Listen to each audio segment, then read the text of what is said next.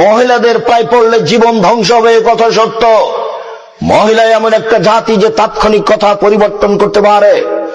এই বোকা ছেলে, তোমাকে যেই ওয়াদা দিয়েছে সময়ে সময়ে জেনার সাথে লিপ্ত হবে, ওই ওয়াদাই কালকে তোমাকে ভঙ্গ করে বিপদে ফেলে তোমাকে কোর্টে জেলে উঠাবে। তুমি সাবধান থেকো। তোমাকে আরো সতর্ক করছি, আজকের পরে তোমার মোবাইলে যেন কোনো মেয়ের নাম্বার আর না থাকে, কোনো মেয়ের সাথে যেন আর তোমার কথা না হয়।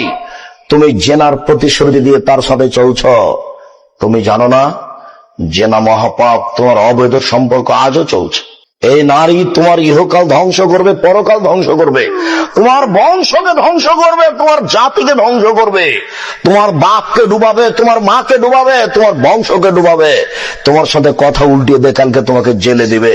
এর নাম নারী। আয় বোকা ছেলে, তুমি এখনো হিসাব করে দেখো, যে মেয়েটা এখনই সব দরজা বন্ধ করে দিল জেনা করার জন্য, সে মেয়েটাই বলছে যে হাই তালাক, তুমি আমার সাথে জেনায় লিপ্ত হও।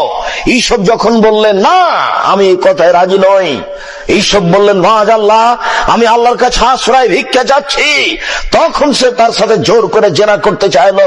সে পিছন দিকে জামা ধরে টান দিল, হাতে তার জামা ছিঁড়ে থেকে গেল। তিনি আগে আগে বের হলেন। বের হওয়ার সাথে সাথে জুলাইখা কথা উল্টিয়ে দিয়ে বলল, আরে শোনেন,